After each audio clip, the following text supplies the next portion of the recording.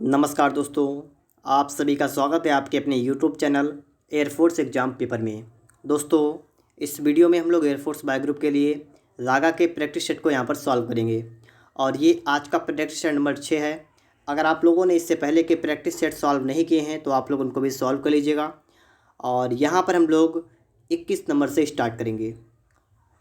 तो चलिए शुरू करते हैं। यहाँ पर प्रश्न नंबर 21, वह छोटी से छोटी संख्या क्या है जिसे 8 तथा 9 से विभाजित करने पर शेषफल 4 बचता है। आप सभी ने सवाल को पढ़ लिया है। अब चलिए यहाँ पर सवाल को लगाते हैं। ठीक है, आपसे कहा गया है कि वह छोटी से छोटी संख्या क्या है जिसे 8 और 9 से विभाजित करने पर शेषफल 4 बचता है। देखिए, आपके सामने 4 संख्या यहाँ पर आपको दे रखी हैं। हम यहाँ पर सवाल को लगाएंगे ऑप्शन से। तो पहला ऑप्शन उठाते हैं। यहाँ पर लिखा है 40 और 40 को हम लोग अगर 8 से डिवाइड करेंगे तो 8 पंचे 40। यहाँ पर आपका पूरा पूरा चला गया, लेकिन 4 शेष बचता है, नहीं बचाना तो आपका पहला वाला नहीं हो सकता है। ठीक है, इसी तरीके दोस्तों आप दूसरा उठाएंगे 76 और इसको दोस्तों क्या करेंगे, आप 8 से भाग करेंगे। ठीक है, तो 8 निम कितना होता है, 72 होता है। यहाँ पर 4 आपका बच जाएगा, तो 4 तो यहाँ पर बकायदा बचे। ठीक है, और 9 से भी चेक करें, 9 से भी, तो 9 से करेंगे 72 को, 76 को। ठीक है, तो 9 8 72 होता है, तो भी यहाँ पर आपका 4 बच जाएगा। अब आपका देखिए 4 यहाँ पर बचा है, 4 यहाँ पर बचा है, तो इसका मतलब क्या है, बिल्कुल सही है, 76 हमारा बिल्कुल यहाँ पर राइट आंसर बन जाएगा। तो इस तरीके से आप लोग यहाँ पर सवाल को सॉल्व कर लेंगे और आपका ऑप्शन नंबर यहाँ पर बी वाला बिल्कुल राइट आंसर बन जाएगा। ठीक है दोस्तों, चलते हैं इसके बाद प्रश्न नंबर 22 पर। तो आप लोग यहाँ पर देखेंगे, प्रश्न कह रहा है कि यदि कुछ वस्तुएं 12 रुपये प्रति वस्तु की दर से खरीद कर 8 रुपये प्रति वस्तु की दर से बेच दी गई है तो हानि परसेंटेज क्या है, कितने परसेंट की हानि हुई है। देखिए, कुछ वस्तुएं 12 की दर से खरीदी हैं और 8 की दर से बेची हैं। खरीदने कहते हैं सीपी, क्रय मूल्य। ठीक है, तो कॉस्ट प्राइस इनका कितना है, सीपी इनका है 12 रुपये में खरीदी। ठीक है, और सेलिंग प्राइस कितना है, बेची कितने में, 8 रुपये में। अब आप हमें ये बताइए, आपने कोई चीज़ 12 में खरीदी, 8 में बेची, तो आपको क्या होगा, प्रॉफिट या लॉस, लाभ या हानि। तो आपको क्या होगा, हानि। ठीक है, तो हानि कितने की हो गई, 4 की हानि हो गई। हमें निकालना कितने, हमें निकालना है परसेंटेज में, हानि परसेंटेज ज्ञात कीजिए। तो लॉस परसेंट का मतलब क्या होता है, लॉस इंटू, ठीक है, लॉस अपॉन सीपी इंटू 100 ही होता है आपका फार्मूला। देखिए, हानि 4 की है, गुणा 100 कर देंगे, बटा में क्रैमुल कितना है, क्रैमुल आपका है, ठीक है, सीपी कितना 12, तो आप 4 से काटेंगे आपका 3 बच जाएगा और 100 का बटे में 3 करेंगे आपको होगा 33.33%। ठीक है दोस्तों, तो इस तरीके से आप लोग सवाल को सॉल्व करेंगे और आपका यहाँ पर बी वाला बिल्कुल राइट आंसर बनेगा। ठीक है, 33.33% आपको यहाँ पर हानि हो जाएगी। ठीक है, आगे चलते हैं हम लोग इसके बाद प्रश्न नंबर 23 पर। तो यहाँ पर हम लोग देखेंगे 1 से 200 तक 2 तथा 9 दोनों के कितने गुणांक हैं। 1 से 200 तक और 2 और 9 के कितने गुणांक हैं, 2 और 9 दोनों के कितने गुणांक हैं। देखिए, जब आपसे गुणांक की बात की गई कि 2 का भी हो और 9 का भी हो, तो इसका मतलब बात ये की गई है कि 2 का गुणांक 9 का गुणांक मिक्स करेंगे तो हमारा होगा मतलब 18 का गुणांक। ठीक, बात समझिएगा। यहाँ लिखा है 1 से 200 तक 2 और 9 दोनों के कितने गुणांक हैं, तो दोनों के मिलाकर अगर देखें तो इसका मतलब 18 के गुणांक आपको निकालना है। ठीक है, कि 18 के इसमें कितने गुणांक फंसेंगे। तो आप देखिए 1 से लेकर आप 200 तक गिनते लिखेंगे। ठीक है, उसमें आप 18 वाला देखेंगे कि 18, फिर 18 के बाद 36 आएगा। ठीक है, 18 आएगा, फिर 36 आएगा, फिर 54 आएगा। तो इस तरीके से आपको देखना है 200 तक आपको देखना है कि कितने आएंगे बीच में, ये आपको देखना है। देखिए, वैसे तो आप लिख के निकालेंगे तो बहुत टाइम लगेगा हमें, तो इसके लिए आप क्या करेंगे, आपको ये पता है कि 18 दशामन 180 होता है। तो देखिए 10 गुणांक तो ऐसे हो गए, 180 तक 10 हो गए, फिर आपका 18 और जोड़ेंगे तो आपका 198 आ जाएगा। तो मात्र 11 गुणांक होते हैं। ठीक है, ऐसे हिसाब लगा लीजिए आप लोग कि पहले तो आप देखेंगे 18 के टेबल 10 तक जाइएगा तो 10 तो हो गए 180 तक, फिर एक और बढ़ जाएगा। ठीक है, 198 और बढ़ जाएगा, तो आपका यहाँ पर क्या बन जाएगा, 11 बन जाएंगे टोटल गुणांक। ठीक है, बी वाला ऑप्शन आपका यहाँ पर बिल्कुल ही राइट आंसर बन जाएगा। चलिए देखते हैं यहाँ पर प्रश्न नंबर 24 को। एक्स और वाई की आय 7:6 के अनुपात में है और वह 6:5 के अनुपात में है। माह के अंत में दोनों 640 रुपये बचत करते हैं, तो एक्स की आय रुपये में क्या है। देखिए, एक्स और वाई दो लोग हैं। ठीक है, एक्स और वाई है, इनकी आय का अनुपात की अगर हम बात करें, आय कितनी है, तो इनकी आय के अनुपात आपको रखा है 7:6। अगर हम व्यय का अनुपात बात करें, व्यय कितना है, व्यय का है 6:5। अब देखिए आय 7 है, व्यय 6 है। अगर हम यहाँ पर इनकी बचत की बात करते हैं, बचत कितनी होती है, तो बचत देखिएगा 7, आपने 7 रुपये, ठीक है, 7 रुपये आपने, आपकी इनकम 7 रुपये है और उसमें से आपने 6 खर्च कर दिए, तो बचत कितनी यहाँ पर हुई, 1 यहाँ पर हुई और यहाँ पर भी 1 हुई। अगर आपकी बचत सेम है तो समझ लीजिए सवाल बिल्कुल आपके लिए आसान हो गया, ठीक है, क्योंकि आपको रखा अंत में दोनों 640 रुपये की बचत करते हैं। मतलब क्या, इसका मतलब एक की वैल्यू आपको रखी कितनी है, 640 आपके रुपये एक की वैल्यू। और आपको बताना है कि एक्स की आय, तो एक्स की आय कितनी थी, 7। देखिए एक की वैल्यू 640, 7 के निकालेंगे ना, तो क्या करेंगे, 640 में 7 से कर देंगे गुणा, 0 का 0, 7 चौक 28 का 8, हाथ से लगा 2, 7 छंग 42 और 2 44, तो 4480, ठीक है। ऑप्शन नंबर आपका यहाँ पर बी वाला बन जाएगा, 4480 रुपये आपके यहाँ पर आय हो जाएगी। ठीक है दोस्तों, आप सभी लोग इस बात को समझ पा रहे होंगे। चलिए इसके बाद चलते हैं हम लोग प्रश्न नंबर 25 पर। देखिए टाइम एंड वर्क से आपके लिए यहाँ पर प्रश्न आ चुका है। एल एक कार्य को 30 दिन में पूरा करता है, एम उसी कार्य को 45 दिन में पूरा करता है और तीनों मिलकर 9 दिन में करते हैं। देखिए सवाल को आपने पढ़ लिया ना कि एल किसी काम को करता है 30 दिन में, एम करता है 45 दिन में और तीनों मिलकर मतलब L plus M plus N, ये सब मिलकर करते हैं कितने, 9 दिन में। पहला काम क्या है, इन सबका निकालेंगे आप लोग एलसीएम, तो कितना आपका आएगा निकल के यहाँ पर 90, ठीक है, 90 आपका यहाँ पर निकल के आ जाएगा, ठीक है। ये आपका हो गया टोटल वर्क, ठीक है। अब आपको निकालें इनकी क्षमता कितनी, इफिशिएंसी कितनी है। देखिए 30 का टेबल पढ़ेंगे, 90 आ जाए, 30 3 90 जाएगा, 45 2 90 जाएगा और 9 10 बार जाएगा, ठीक है। तो कुल मिलाकर बात ये हुई कि आपका यहाँ पर एल की इफिशिएंसी आ गई 3, एम की आ गई 2 और अगर हम लोग यहाँ पर एन की बात करेंगे एन, तो एन की कितनी हुई, देखिए तीनों की मिला के है 10, तो 10 में से एल और एम की घटा दीजिएगा, तो 3 2 5 घट जाएगा, तो आपका कितना बचेगा, आपका बचेगा सिर्फ 5, ठीक है। तो एन की आपकी क्षमता आ गई, इफिशिएंसी कितनी आ गई 5। आपसे कहा गया एन अकेला उस कार्य को कितने पूरा करेगा, एन अकेला उस कार्य को कितने दिन में पूरा करेगा। आपको टाइम निकालना है ना, क्या करेंगे आप, वर्क अपॉन इफिशिएंसी। देखिए वर्क कितना, वर्क आपका वही रहेगा 90 और इफिशिएंसी की बात करेंगे तो आपसे पूछा गया सिर्फ एन की बात की गई कि एन कितने दिन में पूरा करेगा। एन की इफिशिएंसी 5, तो 5 से भाग करेंगे आपका आएगा 18, ठीक है, 18 आपका बिल्कुल राइट आंसर बनेगा। ऑप्शन नंबर आपका यहाँ पर सी वाला बिल्कुल राइट आंसर बन जाएगा। चलिए देखते हैं यहाँ पर प्रश्न नंबर 26 को। इससे पहले दोस्तों अगर आप लोगों ने अभी तक चैनल को सब्सक्राइब ना किया हो तो आप लोग चैनल को सब्सक्राइब जरूर कर लें और अपने दोस्तों के पास इस वीडियो को भी शेयर कर दें, ठीक है। यहाँ पर देखिए एक आयत की लंबाई चौड़ाई का अनुपात 8:4 है, लंबाई चौड़ाई का अनुपात 8:4 है, लेंथ अनुपात, ठीक है, ठीक है, लंबाई और चौड़ाई कितना है 8:4। आयत का परिमाप 240 है। देखिए परिमाप कैसे निकलता है, परिमाप के लिए आपका सूत्र होता है 2 इंटू लंबाई प्लस चौड़ाई, आपका कितना, आपका 240। अब दोस्तों यहाँ पर आप क्या करें, लंबाई चौड़ाई का अनुपात रखा है ना, तो आप इसकी संख्या मान लेंगे, कर लेंगे 8x या कर लेंगे 4x, तो आपकी लंबाई चौड़ाई हो जाएगी, ठीक है, 8x और 4x। अब देखिए 2 इंटू लंबाई कितनी 8x, चौड़ाई कितनी 4x, अब बराबर कितना 240, ठीक है, ये आपका हो जाएगा यहाँ पर। इसके बाद दोस्तों दूसरा आप काटेंगे, आपका जाएगा 120, तो आपका हुआ 12x, आपका हुआ 120, तो आपका 10 बार जाएगा ना, तो आपका x कितना आ गया 10। आपसे कहा हाथ की चौड़ाई बताइए, तो चौड़ाई कितनी 4x, तो कितना होगा 40, तो ऑप्शन नंबर आपका यहाँ पर बी वाला बन जाएगा, ठीक है। कितना आपका बनेगा 40, आपका यहाँ पर बिल्कुल राइट आंसर बन जाएगा। 27 नंबर प्रश्न आप सभी के सामने है। यदि एक बिल में 45% तथा 10% की 2 क्रमागत छूटों के बीच 52 रुपये का अंतर आता है तो बिल की राशि कितनी है। देखिए सवाल को पढ़ लीजिएगा, बहुत अच्छा सवाल है और बहुत से बच्चे इस सवाल को नहीं भी लगा पाएंगे, इसलिए ध्यान से देखिएगा। एक बिल में 45% तथा 10% की 2 क्रमागत छूटों के बीच, अब यहीं पर बात समझने वाली है। 45% तो एक हो गई, लेकिन 10% की 2 छूटें हैं और 10% की 2 छूटें कितनी होंगी, इसको पहले आप निकालिएगा।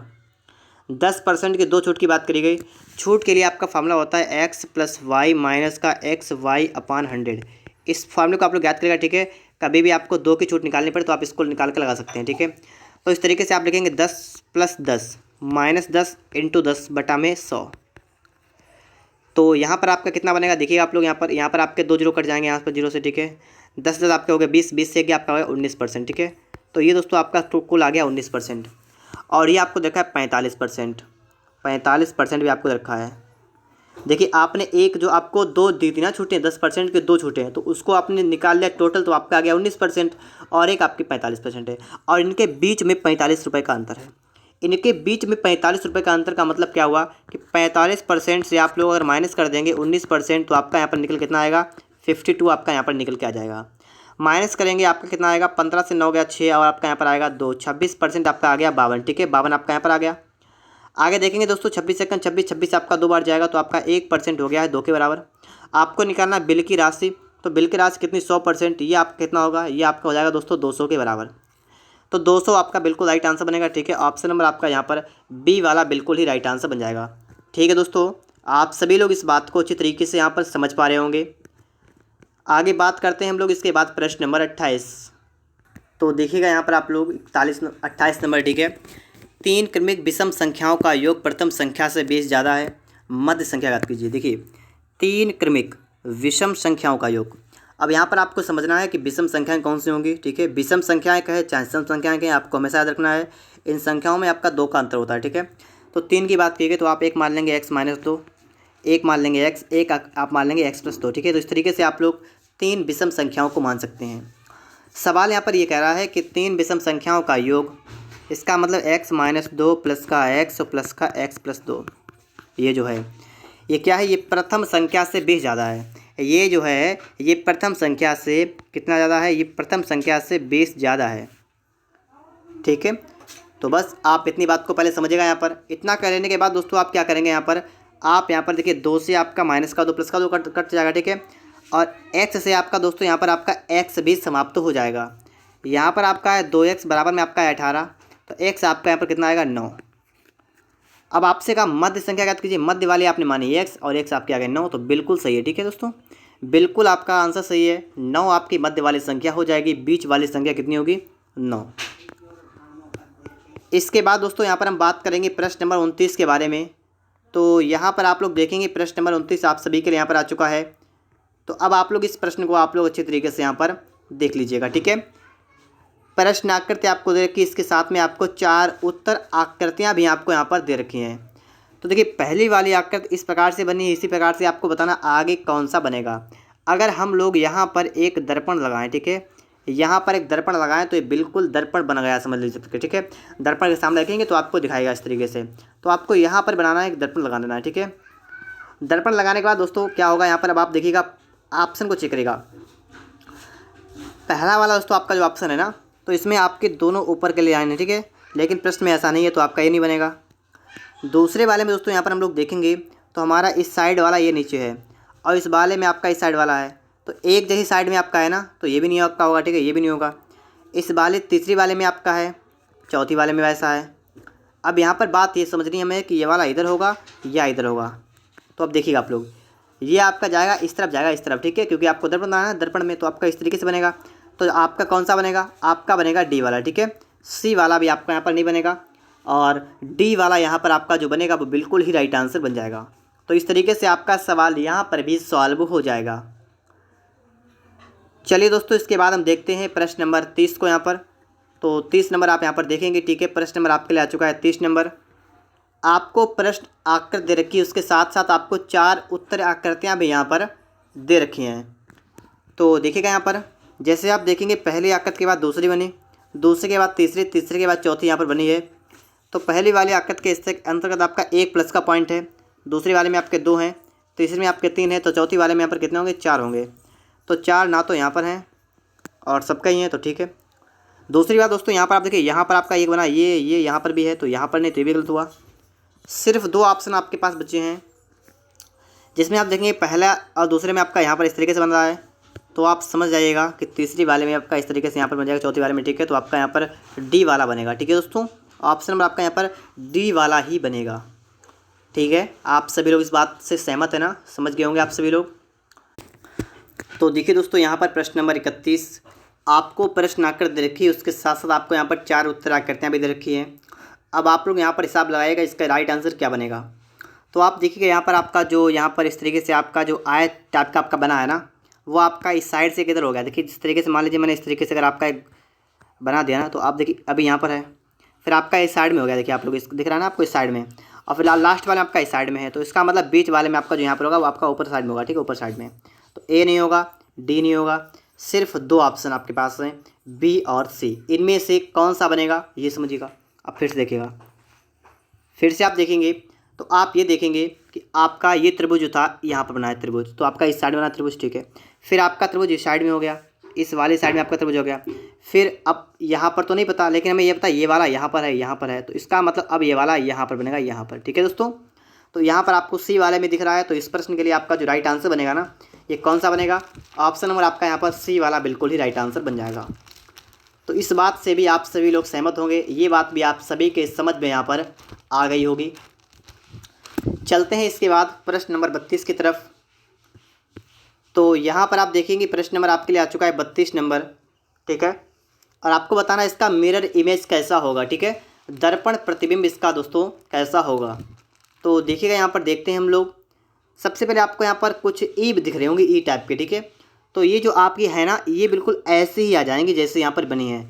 सिर्फ देखिएगा ये ऊपर वाले तो ऐसे ही रहेगी, ठीक है, इस तरफ के लिए, नीचे वाले ऐसे रहेगी, और इस साइड वाले आपकी इस साइड में आएगी, इस तरीके से हो जाएगी, ठीक है। तो 3 तो आपके इस तरीके से बन जाएंगे। अब आप यही देखिएगा यहाँ पर कहाँ पर कहीं पर थोड़ी कमी है, ठीक है। यहाँ पर तो आपकी सिर्फ 2 हैं, तो ये नहीं होगा। बी वाले पे दोस्तों आपकी ऊपर साइड में है, तो ये नहीं होगा, ठीक है। तीसरे वाले में दोस्तों आपकी सब हैं, बिल्कुल सही है। चौथे वाले में भी हैं, ठीक। अब देखिएगा, अब जो आपका बीच वाला ये वाला पॉइंट है ना, ये वाला आपका जो है वो आपका इस साइड में आएगा इस तरीके से। तो इस तरीके से आपका सी वाले में है, डी वाले में नहीं है, तो आपका सी वाला बिल्कुल राइट आंसर बनेगा, ठीक है दोस्तों। ऑप्शन नंबर आपका यहाँ पर सी वाला बिल्कुल राइट आंसर बन जाएगा। चलते हैं इसके बाद प्रश्न नंबर 33 की तरफ। यहाँ पर आप लोग देखिएगा प्रश्न नंबर 33 में इसका राइट आंसर क्या होने वाला है। तो आप लोग यहाँ पर देखेंगे 33 नंबर का राइट आंसर क्या होने वाला है। तो पहले वाले में दोस्तों आप देखिए, पहले वाले से दूसरे वाले पाए ना, तो यहाँ पर जो आपका आकृति आपकी साइड से बनी हुई ना, तो ये वाली आकृति आपकी 45 डिग्री घूम गई है, ठीक है।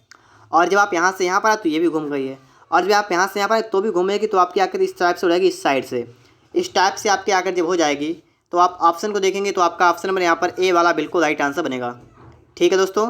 ऑप्शन नंबर आपका यहाँ पर ए वाला बिल्कुल ही राइट आंसर बन जाएगा, ठीक है। और इसके बाद हम लोग देखेंगे प्रश्न नंबर 34 को। तो आइए देखते हैं यहाँ पर 34 नंबर। तो देखिएगा, ठीक है, अब आप लोग देखेंगे यहाँ पर 34 नंबर प्रश्न को। देखिएगा ये आपके लिए आ चुका है 34 नंबर, और यहाँ पर आपको बताना है कि विकल्प आपको दिए गए हैं, ठीक है, और आपको बताना है कि आगे क्या आएगा, ठीक है। RTW XZC ACF आगे क्या आएगा, नोट करेंगे इसको हम लोग। RTW XZC ACF आगे क्या आएगा, ठीक है। तो आप लोग यहाँ पर देखेंगे कि देखिए R होता है 18 पर, T होता है 20 पर, W होता है आपका 23 पर, और X होता है आपका 24 पर, 26 पे होता है, ये होता है 3 पर, देखिएगा। तो यहाँ पर ठीक है, इसके बाद देखिएगा 1, फिर यहाँ पर 3, यहाँ पर आपका 6 आएगा। आगे देखना है, देखिए 18 और 2 20, 20 और 3 23, और 23 और 1 24, 24 और 2 26, और 26 और 26 दोस्तों अगर 3 का होगा आपका 29, और 29 की बात करें तो 27 28 मतलब 3 आएगा, बिल्कुल सही है। फिर आपका 1 यहाँ पर लिखा हुआ है, ठीक है। अब दोस्तों यहाँ पर आप लोग बात को समझिएगा, इसको आपको देखना है, इसके लिए आगे आपको जाना है। 1 यहाँ पर 2 जोड़ा 3 हो गया, फिर 3 से आप आए 3 6 हो गया, फिर 6 में आप 1 जोड़ेंगे तो आप कितना आएगा यहाँ पर 7, और 7 पे क्या होता है, 7 पे आपका होता है जी, तो आपका जी आएगा।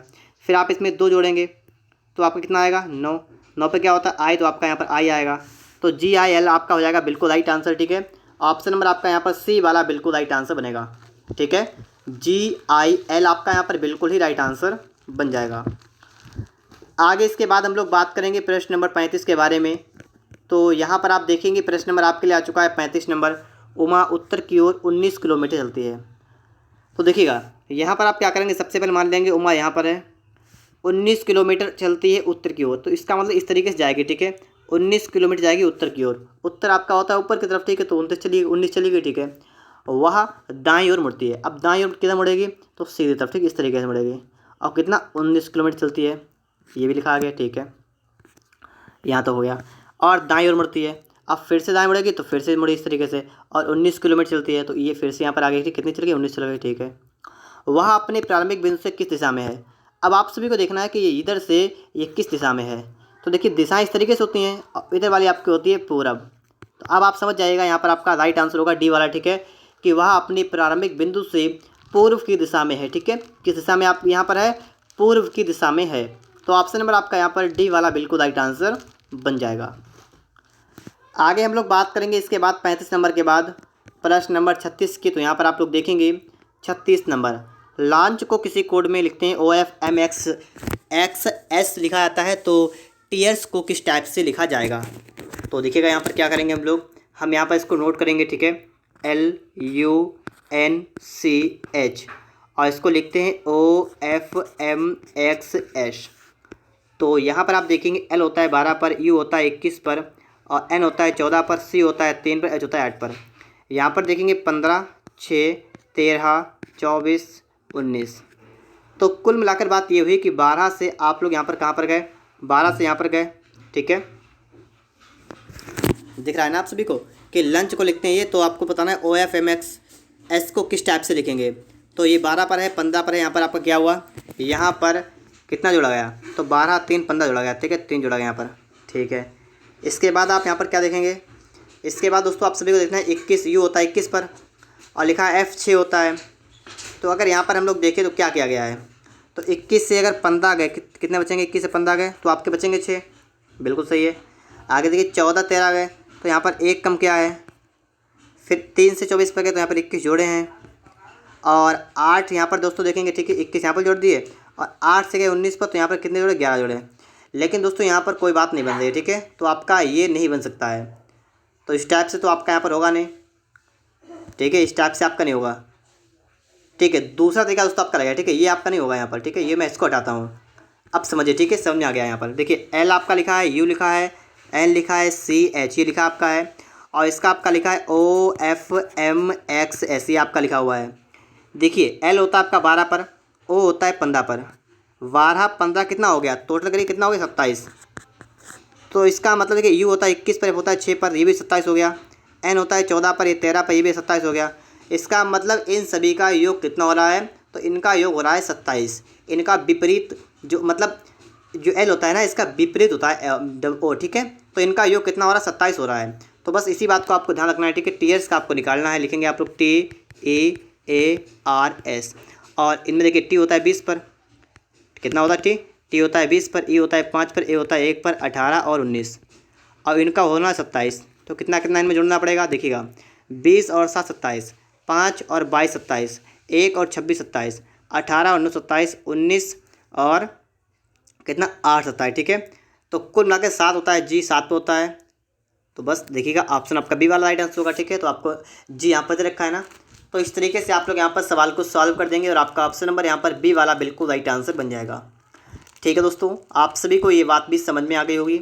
अगर आप सभी को वीडियो अच्छा लग रहा है तो आप लोग वीडियो को लाइक और चैनल को सब्सक्राइब जरूर करिएगा। चलते हैं इसके बाद प्रश्न नंबर 37 पर, ठीक है। तो यहाँ पर आप देखेंगे प्रश्न नंबर 37 आपके लिए आ चुका है कि 2 जनवरी 1995 से 15 मार्च 1995 तक कितने दिन होते हैं। अब आप सभी को समझना है यहाँ पर, ठीक है। 2 जनवरी 1995 से 15 मार्च 1995 तक कितने दिन होते हैं, अब बताइए आप लोग। जनवरी की बात करें तो जनवरी में 31 दिन होते हैं, जिसमें से 2 कम कर दें तो 29 दिन तब भी बचे, ठीक है। तो 29 दिन जनवरी के, ठीक है। फिर फरवरी, अब देखिए 1995 का मतलब एक साधारण वर्ष है, तो इसमें आपके 28 दिन होंगे फरवरी में, ये जनवरी के बचे दिन हैं, ठीक है। ये आपके फरवरी के दिन हैं। और 15 मार्च तक तो ये मार्च के दिन हो गए, ठीक है, 15 मार्च तक हो गए। और आपसे कहा गया है कि कितने दिन होंगे, दिन आपको बताएं, जोड़ दीजिएगा 9, 8, 17, 5, 22 का 2 हाथ से लगा 2, 2, 4, 2, 6, 1, 7, कितना हो गया 72। तो ऑप्शन नंबर आपका यहाँ पर डी वाला बिल्कुल राइट आंसर बनेगा, ठीक है दोस्तों। कितना बनेगा 72, 72, ठीक है। आगे देखिए इसके बाद यहाँ पर हम देखेंगे प्रश्न नंबर हमारे लिए आ चुका है 38 नंबर। ये देखिएगा, आप लोग वीडियो को रोकिएगा पहले, और पहले खुद से एक बार देखिएगा क्या इसका राइट आंसर क्या होने वाला है, ठीक है। तो एक बार फटाफट से यहाँ पर चेक करेगा इसका राइट आंसर क्या होगा, फिर आप लोग यहाँ पर देखिएगा। तो चलिए दोस्तों यहाँ पर हम लोग देखते हैं सवाल कैसे लगेगा हमारा। तो देखिएगा आप लोग यहाँ पर देखिए 4 और 3 7, और 7 और 2 9, बिल्कुल सही यहाँ पर हो गया है। इसी तरीके से 1 और 5 6, 6 और 11 17, बिल्कुल सही हो गया है। 6 और 5 11, 11 2 कितना हुआ 13, और 13 आपका बिल्कुल राइट आंसर बन जाएगा। तो इस तरीके से आप लोग समझ सकते हैं कि यहाँ पर आपका बी वाला बन जाएगा, ठीक है दोस्तों। सवाल बिल्कुल सिंपल था, ठीक है, आप सभी ने लगा भी लगाया होगा। आगे देखिए इसके बाद यहाँ पर आप देखिएगा, ठीक है। यहाँ पर अब आपको थोड़ा सोचना है कि श्रृंखला की अगली संख्या बताइए कि इसके बाद में आगे क्या आएगा, ये आप सभी को बताना है। यहाँ पर देखिएगा कितना है 45 6 7, ठीक है, 4 5 6 7 आपका है।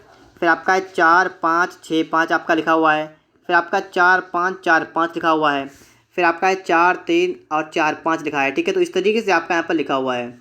यहाँ से यहाँ पर आएंगे तो आपको देखा यहाँ पर कि आपका 47 से 67 से 65 हो गया, मतलब 2 कम हो गया यहाँ पर। यहाँ से यहाँ पर जब आप आए ना तो आप देखिए 5 से 5 गया 0 और 6 से 4 गया 2 बचेगा, तो यहाँ पर आपका 20 कम हो गया है। यहाँ से यहाँ पर आप आए तो आपका 0 0 और 5 दिन का 2 आपका 200 कम हो गया। अब दोस्तों आपको यहाँ से आगे जाना है। अब आप खुद समझिएगा, पहले 2 कम किया, फिर 20 कम किया, फिर 200 कम किया, तो इसका मतलब अब की बार यहाँ पर 2000 कम हो जाएगा। ठीक है, कितना कम होगा? 2000 आपका यहाँ पर कम हो जाएगा। तो यहाँ पर देखिएगा 4300 आपका 45 था, आप इसमें से 2000 कम कर देंगे तो आपका बचेगा 2345। ठीक है, 2345 ऑप्शन नंबर आपका यहाँ पर ए वाला बिल्कुल राइट आंसर बन जाएगा। ठीक है दोस्तों, 2345। आगे चलते हैं। इसके बाद प्रश्न नंबर 39 के बाद 40 की तरफ। तो यहाँ पर आप लोग देखेंगे प्रश्न नंबर 40 लिखा हुआ है कि दिए गए विकल्पों में से वह सही विकल्प चुनिए जो अनुक्रम को पूरा करे। अब यहाँ पर आपको बताना है कि इसके किस तरीके से सवाल को आप सॉल्व करेंगे, ये आप सभी को समझना है। यहाँ पर देखिएगा आपका है MOPR और SU, तो आपको बताना है कि इसके बाद में आपका जो आगे आएगा ना वो आगे क्या आएगा। तो देखिए M आपका है, O आपका है, ठीक है, फिर P है, R, फिर SU आगे आपको बताना है। सबसे पहले नंबर लिखेंगे। ठीक है, M होता है 13 पर और O होता है 15 पर, P होता है 16 पर, A होता है 18 पर, फिर इसके बाद S होता है 19 पर, U होता है 21 पर। आगे आपको बताना है। देखिएगा यहाँ से यहाँ पर गए तो देखिए 15 16, फिर 18 19, फिर इसका 21 के बाद क्या आएगा? 22, तो आपका V आएगा पहले। फिर इसके बाद में आप यहाँ पर एक चीज़ और देखेंगे कि देखिए 13 और इसमें 2 का अंतर है, इसमें 2 का अंतर है, इसमें 2 का अंतर है, तो इसमें भी आपका 2 का अंतर आएगा, तो ये 22 पे होता है, ये आपका हो जाएगा 24, तो आपका क्या आएगा? आपका आएगा X। ठीक है, तो X आपका आएगा ना, तो आपका VX आपका D वाला बिल्कुल राइट आंसर बनेगा। कितना आपका बन जाएगा? VX। तो इस तरीके से आप लोग यहाँ पर सवाल को सॉल्व कर देंगे और आपका ऑप्शन नंबर यहाँ पर D वाला बिल्कुल राइट आंसर बन जाएगा। सभी लोग इस बात को समझ भी पा रहे होंगे। चलते हैं इसके बाद प्रश्न नंबर 41 पर। तो यहाँ पर आप देखेंगे प्रश्न नंबर आपके लिए आ चुका है 41 नंबर। ठीक है, अब इसको थोड़ा सही कर दें। ठीक, अब आप सभी को ये प्रश्न आप सभी को दिख भी रहा होगा। देखिएगा लिखा है कि कौन सा चित्र है वो धातु लोहा और क्लोरीन के बीच संबंध को बेहतर दर्शाता है। धातु लोहा क्लोरीन, देखिए धातु लोहा, लोहा क्या होता है? लोहा एक तरीके की धातु होती है, और क्लोरीन क्या होती है? क्लोरीन होती है आपकी गैस। ठीक है, और अगर क्लोरीन गैस होती है इसका मतलब ये धातु के अंतर्गत नहीं आएगा, तो ये बिल्कुल अलग होगा। जहाँ पर अलग देखिए डी में आपको दिख रहा होगा ना, तो ये देखिए ये हो गया आपका क्लोरीन Cl2 आपका ये हो गया, और ऊपर धातु फिर उसके अंतर्गत लोहा। ठीक है, तो डी वाला बिल्कुल राइट आंसर यहाँ पर आपका बन जाएगा। बात करते हैं यहाँ पर प्रश्न नंबर 42 की कि विषम का पता लगाइए। देखिए विषम की बात करेंगे, आलू, टमाटर, मूंगफली या प्याज, विषम कौन सा है? देखिए तो यहाँ पर आपका विषम कौन सा होगा? थोड़ी देर के लिए आप सोच के देखिएगा इसका विषम कौन सा होगा। देखिएगा तो इसका विषम दोस्तों आपका हो जाएगा ऑप्शन नंबर बी वाला। ठीक है, और क्या होगा? टमाटर यहाँ पर आपका बिल्कुल राइट आंसर बनेगा। ठीक है, क्या बनेगा आपका यहाँ पर? टमाटर। और आलू, मूंगफली और प्याज की दोस्तों अगर बात करेंगे तो ये सभी कैसी हैं? ये सभी जो फसलें होती हैं ना, टमाटर होता है, आलू होता है, दो टमाटर नहीं, आलू, मूंगफली, प्याज, ये सभी ज़मीन के अंदर होती हैं। ठीक है, ये सभी ज़मीन के अंदर होती हैं, लेकिन टमाटर होता है ये बाहर लगता है। ठीक है, तो इसलिए आपका यहाँ पर बी वाला बनेगा। यहाँ पर आप समझेंगे प्रश्न आपका कह रहा है कि रेड क्लिफ रेखा किन के बीच सीमा का निर्धारण करती है। रेड क्लिफ रेखा किन किन रेखाओं के बीच में होती है, ये आप सभी को समझना है यहाँ पर। तो अब आप लोग बताइएगा, रेड क्लिफ तो भारत और पाकिस्तान के बीच में है। ठीक है, भारत और पाकिस्तान के बीच में कौन सी रेखा है? रेड क्लिफ रेखा। यहाँ पर देखिएगा प्रश्न नंबर आपके लिए आ चुका है 44 नंबर। इसरो संगठन किससे संबंधित है? इसरो की बात की गई है, इसरो। ठीक है, अब देखिए यहाँ पर समझिएगा, तो इसरो किससे? इसरो जो है इंडियन स्पेस रिसर्च ऑर्गेनाइजेशन। ठीक है, तो क्या है ये आपका है उपग्रह लॉन्च करने का है, लॉन्च करने का। ठीक है, उपग्रह लॉन्च यहीं से होता है। ठीक है, इसरो से ही होता है उपग्रह का। ठीक है, उपग्रह लॉन्च किया जाता है। यहाँ पर आप देखेंगे लिखा है कि भारत के राष्ट्रपति के निर्वाचन के लिए अधिकतम आयु सीमा कितनी होती है? अधिकतम कितनी होती है? देखिए एक तो न्यूनतम होती है, न्यूनतम राष्ट्र कितनी होती है? तो न्यूनतम की बात करेंगे तो होती है 35 वर्ष। अधिकतम की अगर बात करेंगे तो अधिकतम की ऐसी कोई सीमा नहीं है। ठीक है, तो इसके लिए अधिकतम दोस्तों यहाँ पर क्या है? अधिकतम यहाँ पर कोई भी सीमा यहाँ पर नहीं होती है। ठीक है दोस्तों, आगे देखते हैं। इसके बाद प्रश्न नंबर आपके लिए आ चुका है 46 नंबर। अभिनव बिंद्रा किस खेल से संबंधित है? अभिनव बिंद्रा किस खेल से संबंधित हैं? तो किससे हैं? निशानेबाजी से। ठीक है, निशानेबाजी से। तो ऑप्शन नंबर आपका यहाँ पर ए वाला बिल्कुल राइट आंसर बनेगा, निशानेबाजी। यहाँ पर हम देखेंगे हास्य गैस मतलब लाफिंग गैस कौन सी है। लाफिंग गैस की बात करेंगे, नाइट्रस ऑक्साइड जो है वो कौन सी गैस है? लाफिंग गैस है। ठीक है, नाइट्रस ऑक्साइड N2O। आगे देखिए इसके बाद में बनारस हिंदू विश्वविद्यालय के संस्थापक कौन थे? बनारस हिंदू विश्वविद्यालय, ठीक है, BHU। ठीक है, तो इसके संस्थापक कौन थे? पंडित मदन मोहन मालवीय। ठीक है, तो ऑप्शन नंबर आपका यहाँ पर ए वाला बनेगा, पंडित मदन मोहन मालवीय। आगे आप देखेंगे लिखा है लाल रक्त कण RBC किस में बनते हैं? RBC की बात की गई है, किसके अंतर्गत बनते हैं? तो अस्थि मज्जा में। ठीक है, बोन मैरो में बनते हैं RBC, अस्थि मज्जा में। इसका काल कितना होता है? 120 दिन, 120 दिन। ठीक है, इसका काल होता है, समय होता है। ठीक है, और लास्ट क्वेश्चन आपके यहाँ पर आ चुका है, भारत की 2011 जनगणना के अनुसार समग्र साक्षरता दर कितनी थी? साक्षरता दर की बात की गई, कितनी है? तो कितनी? 74.04%। ठीक है, ऑप्शन नंबर आपका यहाँ पर ए वाला बिल्कुल राइट आंसर बनेगा, 74.04%। दोस्तों इस तरीके से आपका यहाँ पर पूरा प्रैक्टिस सेट सॉल्व हो गया है। पूरे आपके 30 प्रश्न यहाँ पर आपके सॉल्व हो चुके हैं। आपका कितना स्कोर आया, आप अपना स्कोर हमें कमेंट बॉक्स में बताइएगा। और अगर आप लोग चैनल पर नए हैं तो आप लोग चैनल को सब्सक्राइब भी कर लीजिएगा। इसके PDF के लिए आप लोग टेलीग्राम ग्रुप को ज्वाइन कर लीजिएगा।